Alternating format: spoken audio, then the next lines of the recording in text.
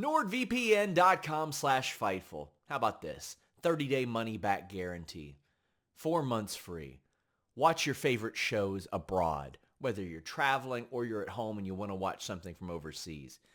Access this on all of your devices, phone, laptop, desktop, PC, tablet, doesn't matter. 3 great tiers: a pass, a locker, a VPN, or all 3. Block annoying pop-up ads, block malware, block online trackers. Keep your data safe, browse anonymously, browse securely with NordVPN.com/Fightful. Shield your data from snoops and criminals. You know I'm a snoop. I'm not a criminal, but I am a snoop. So unless you want me getting your scoops, get NordVPN.com/Fightful. Secure all of your devices. Check it out. It's a great deal. How can you afford to miss this? You're going to end up saving money with NordVPN.com/Fightful and having a better browsing experience.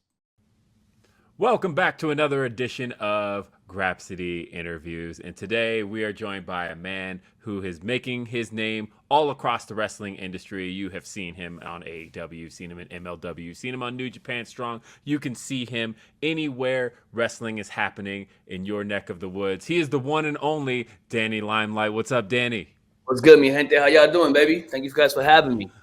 Thank you for being a part of this. Thank you for being on Grapsody Interviews. Love talking to pretty much anybody in the wrestling industry, but it's always great to talk to people who are in the process of getting their, I won't say feet wet, because you've gotten, I'd say we're well past that point, but really getting their name established, getting out there, getting booked, being on TV, being pretty much any place you can be, and we've seen that from you. Yes, sir. Man, I heard a lot of good things about y'all, and I'm glad we're doing this. But you're right. Yeah, I mean, I guess I kind of been dipping my feet in the water for a while now, but things have really been shaking up these last 2 years. So we'll see what happens, Right. Got a big match coming up, UWN championship match against Jordan Clearwater. What can people expect for this match? Man, first of all, shout outs to the United Wrestling Network. That's actually my home company. Okay. This is where I first started really wrestling at 7 years ago. I made my debut in 2015, November. So about this time, it was TV. My first time really wrestling. Well, my first time wrestling on TV, but my first time really wrestling in a professional environment. I had trained for a little bit on the indies. Wasn't really getting booked. Got kicked out of my school that I was training at. The owner of the school told me I'd never wrestle again, and kind of just try to cut my legs from underneath me. And then, David Marquez gave me a call, brought me to the United Wrestling Network. At the time, it was just Championship Wrestling from Hollywood. I came through those doors as a tag team. I've been hooking and jabbing and grinding ever since. In this last year, it just took it to the next level, man. And now on, December 11th in Irvine, I'm going one-on-one with Jordan Clearwater. We got a 60-minute time limit. Clearwater has been champion for a little while now. He's taking down Colt Cabana. He's taking down Frankie Kazarian. He's taking down Carlito. He's taking down a bunch of guys, that have done a lot of things in this industry for the last decade plus, and this is a big one for me, man. It's the World Heavyweight Championship. It's my time to finally put Latinos on the map again. It's been a long time since we had a Latino world champion, any company. So this is my time, man. I've been grinding. I've been ready. And now I finally get my hands on him, and what people couldn't expect. People expect, they could expect Papi to do what Papi does best: go out there, put on a show, and walk out the champ. That's definitely looking forward to that. Yeah, we talked about Championship Wrestling from Hollywood. You're out in LA now. What decision did you make to want to wrestle over on the West Coast? What attracted you to because SoCal wrestling it never has stopped being a very hot market. I think with our lucha background and the things that we do, it's a very hot market as always. So what made you make the decision to want to come over here and do most of your work out here on the West Coast? Honestly, I didn't really make the decision. I didn't know what independent wrestling was. Okay. Growing up, I only knew WWE, WWF at the time. That's the only thing I knew when it came to wrestling. I had stopped watching wrestling right after Eddie Guerrero died. So I missed the part of wrestling where, Daniel Bryan became the guy, where like CM Punk was the guy. I missed all of that. I didn't know what Ring of Honor was. I didn't know what New Japan was. I think I had seen AAA wrestling one time at my grandma's house. I'm like, why are there like Spanish wrestlers with masks? Like I didn't know it. As silly as it sounds, I didn't know it. And I came to Cali because I was in the military. I was in the Marine Corps 10 years, and I was stationed out here. And I went to go see wrestling with my daughter's mom, because she had never. I had bought the Rock's DVD, and I had my daughter watching it with me. His like top 10 greatest matches, and my daughter's mom came into the room, and she was like, "Why is Dwayne Johnson wrestling?" She had no idea that he was a wrestler before. I'm like, "What?" I'm like, "That's The Rock." He was a high-paid actor. And so she said she had never watched it, So I looked online, seen that they were coming to San Diego. I bought tickets. I went. It was a little date night. And I ran into somebody there who was training to be a pro wrestler and asked me if I wanted to train to be a pro wrestler. I was like, how the hell you do that? What are you talking about, bro? At the time, I was still in the Marine Corps. I was about 160 pounds at most at the time.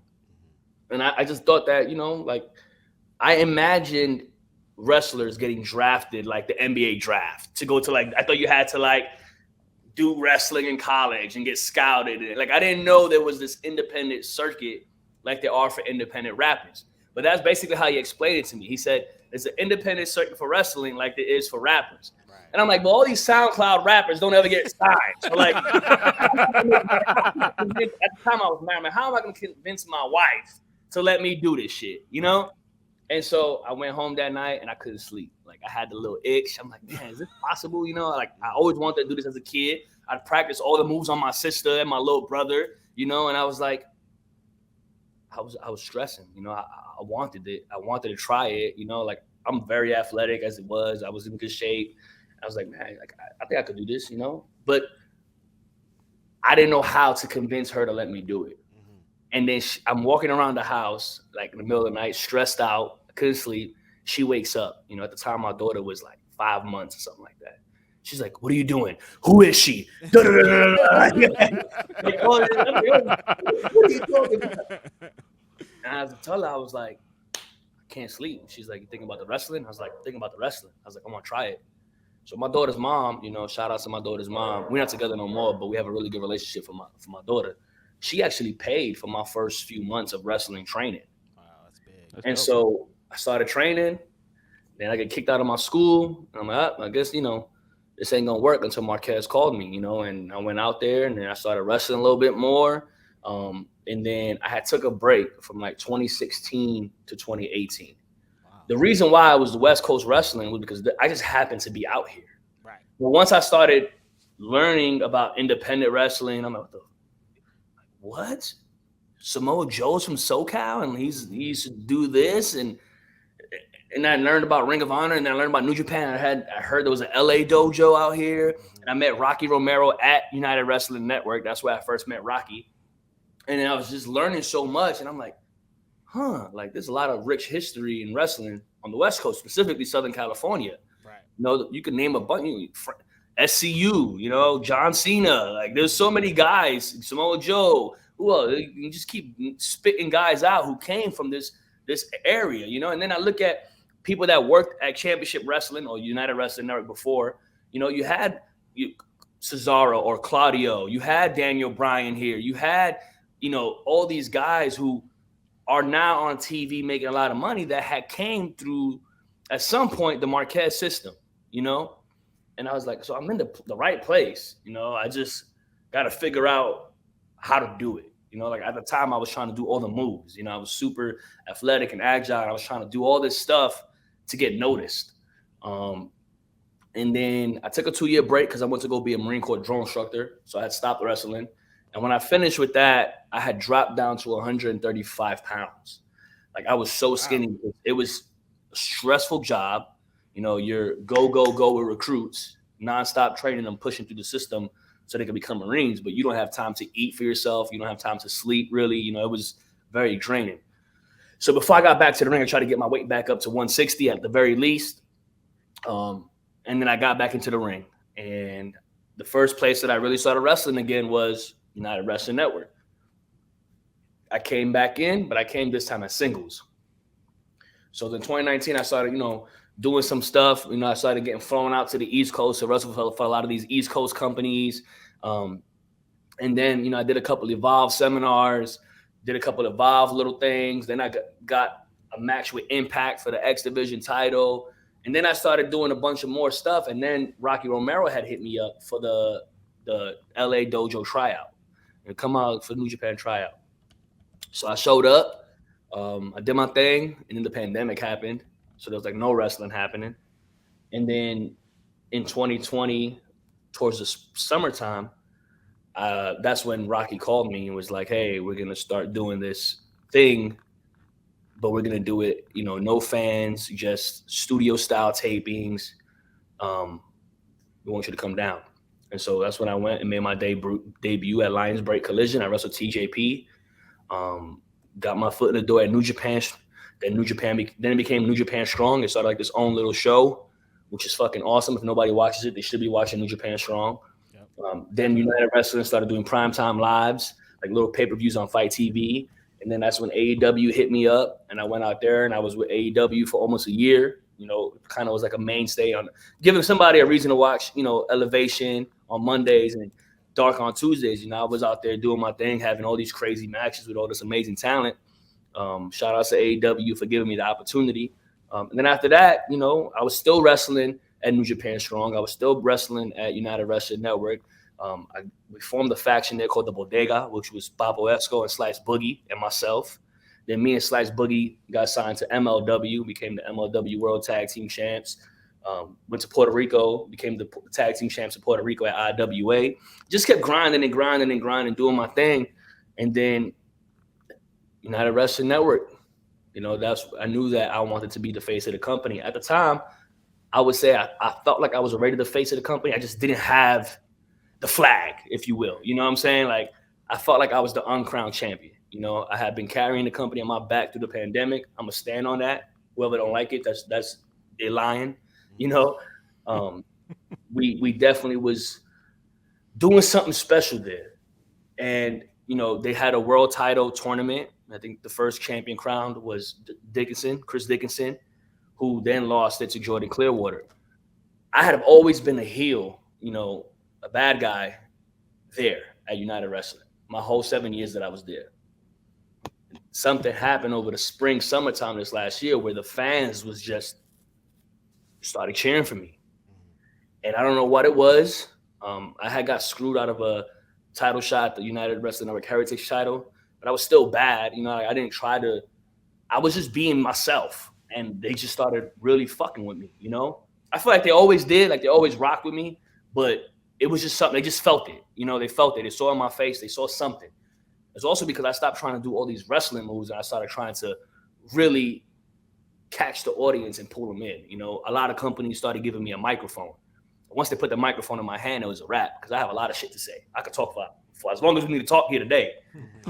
And they just loved it, and then New Japan started giving me a live mic in the ring. MLW was giving me live mics in the ring. Everybody was just giving me a microphone, letting me say what I wanted to say. And as I was starting to climb back up the ranks with the crowd behind me, Clearwater was standing on top of the mountain, knocking down anybody they sent to him, And then there was the Golden Opportunity Tournament. I won that, became #1 contender.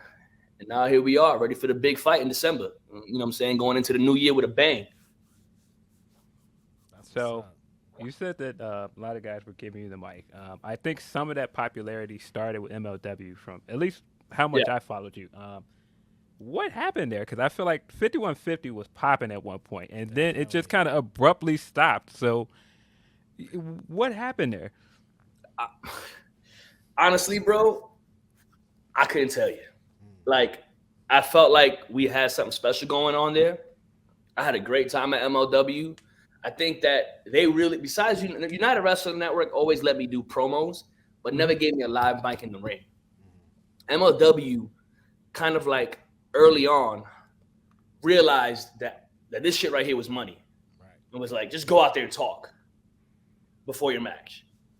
And I went out there, and it was me, Conan, Slice Boogie, and Julius Smokes.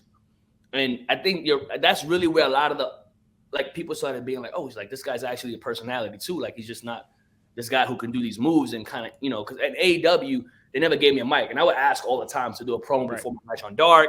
I would ask for a little, I would try, it just wouldn't happen. So they only see me doing these cool things and having these cool matches. They never see me as a personality. They never seen like me be me. And so once MLW started giving me the microphone, shit started popping. And I think where things kind of went downhill there was Conan got sick. He couldn't come. He had to get surgery. He had to go through, his recovery process. Shout out to Conan that he's doing better now. Yeah.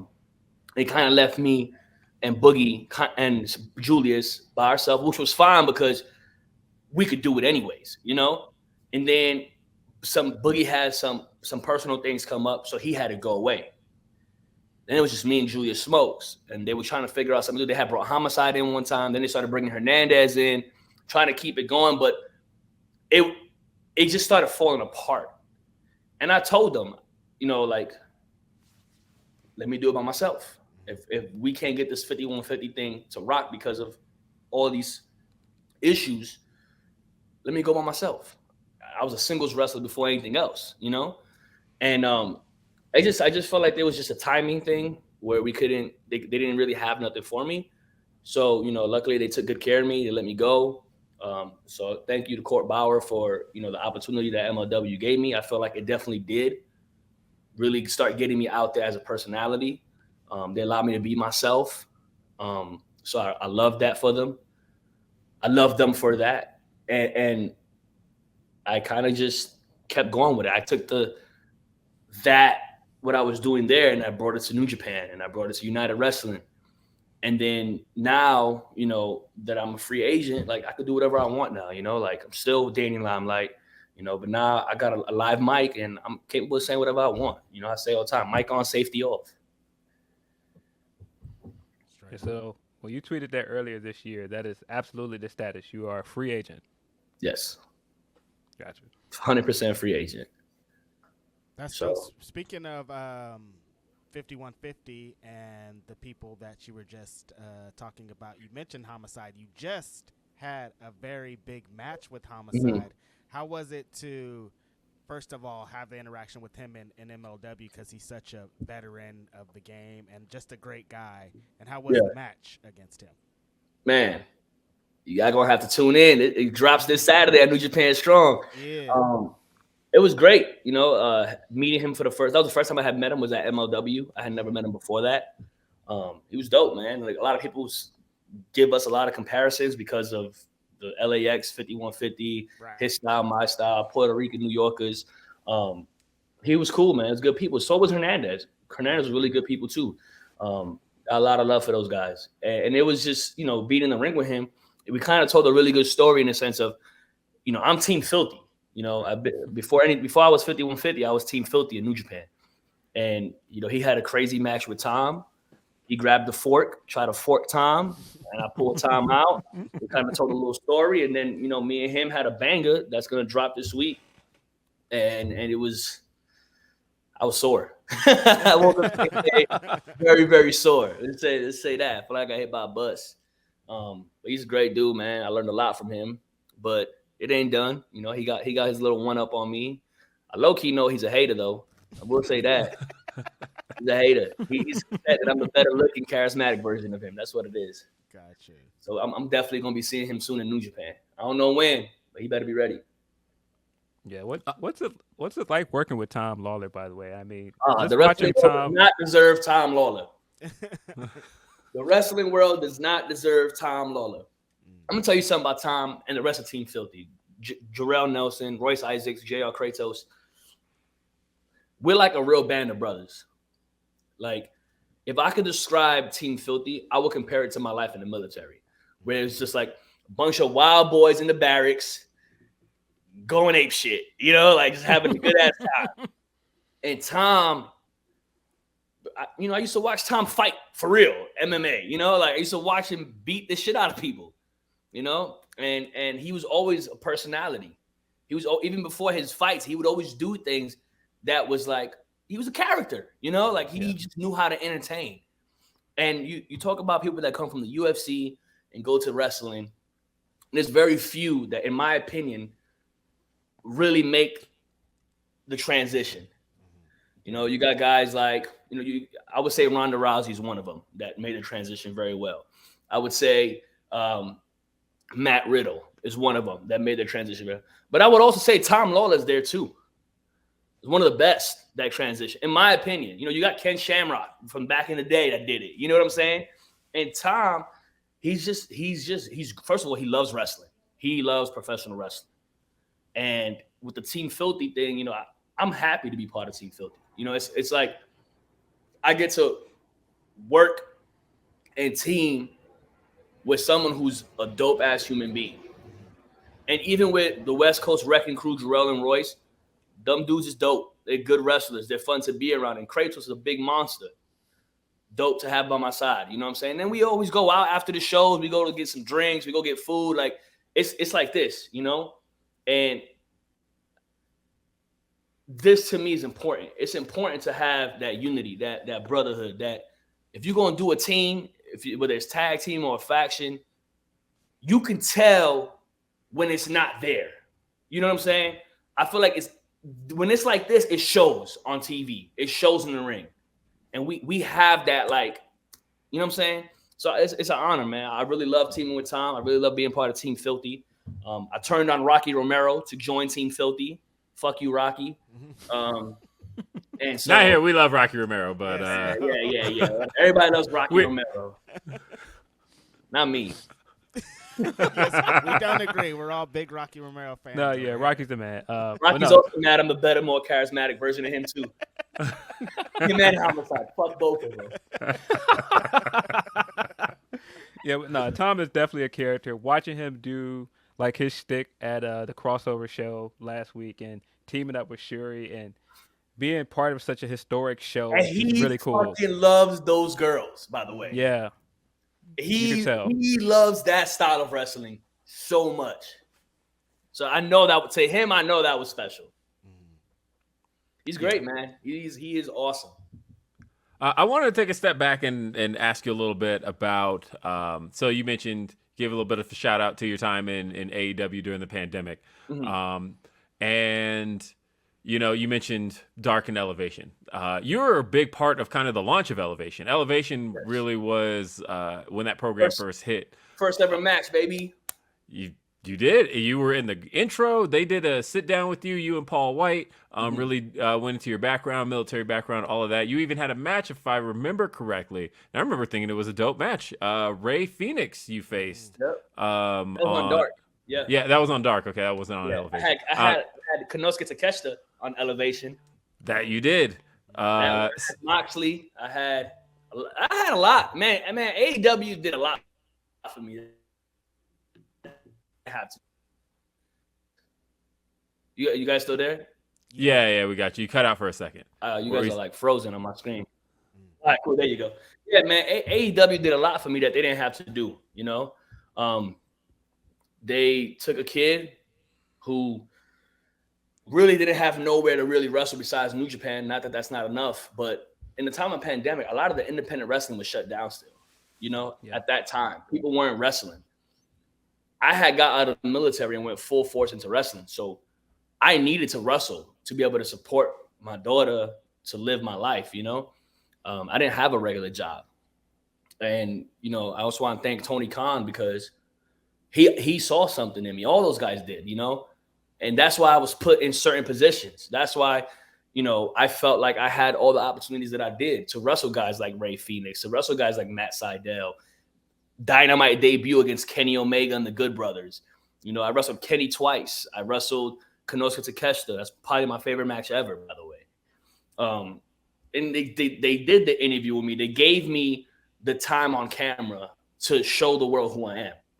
And I'm forever grateful to them for that, because I think that if there was no Danny Limelight during the pandemic at AEW, I don't think Danny Limelight would still be wrestling. I think I would have had to have found a job somewhere to be able to live in LA, first of all. And I think that they took a chance on the kid, and I had a lot of fun. I had a lot of fun. I have a lot of respect for Tony Khan. He's a great person. A lot of those guys there are really dope people. And I really enjoyed myself, man. I had some great matches. I had some great times, and I'm looking forward to whatever happens in the future. What do you think happened there? I mean, it seems like all this stuff. It seems like seems like you're getting a good push. It seems like you could have transitioned onto the roster. What do you think happened there at the end? It was my fault. I felt like I was still immature. There was still certain things that I was doing that I didn't quite understand business-wise or how I should be conducting myself, because I like to party, and it was the pandemic and I was still trying to go out and hit the club. I was doing shit that I shouldn't have been doing, If I would have just rode that line, I would have been good. I would still be there if I didn't want to wild out and have fun and shit like that, and just Gotcha. it was a professionalism thing. And it wasn't bad terms ending. Like, it had a great conversation with the people involved. It's not like I'm banned for life. It was just so you need to go and you need to do a little bit more growing up in the professional wrestling world before you could come back. And I respect them for that, because if they didn't call me out on my shit, it could have got worse probably. So I was wilding out, bro. I was like in the streets, as Reg likes to say. In the streets. Speaking What it of, was that I was engaged the year before, and my ex-fiance crushed me, like really did some shit to me. And it was the year after, and I was like, I want to fucking have fun. I had took a lot of time to try to heal and get myself back up. And once I felt good, and now I'm making good money at AEW, fuck it, I'm in the club. I'm in the streets now. Like, I want bottles of Hennessy on deck. I want, what I'm saying? Like, and anybody that was following me during the pandemic, I was in the club every night, it felt like. I was following you. I saw your Instagram and your Twitter. It was lit. I was like, yo, Limelight is outside. I was out. I was the mayor of the streets, bro. So, speaking of Drinking Brown as well, definitely saw you in the start of the Great O'Khan legendary run in Las Vegas. I'm responsible for it, dog.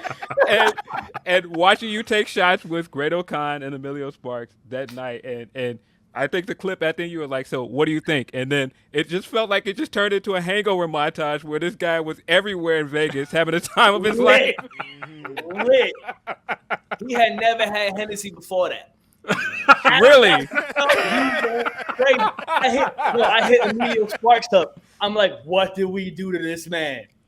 Wow. Yeah, definitely. It was just like a coincidence that he was gonna wild out, and it was just funny. Like, and obviously the one shot of Hennessy is not responsible for Great O'Khan being Great O'Khan. Right. But it was just perfect timing that the first time he takes a shot of Hennessy with me, then after that, he's in the streets doing the same shit that I was doing on my Instagram filter. Because, I feel like that weekend is so legendary for Great O'Khan because, before that he was doing, like, the straightforward, like, kind of, like, mummy gimmick. And then now he's just, like, ladies' man Great O'Khan. I love to see it, man. That's amazing. Shout out to United Empire. They're doing some pretty cool shit, man. Yeah, for sure.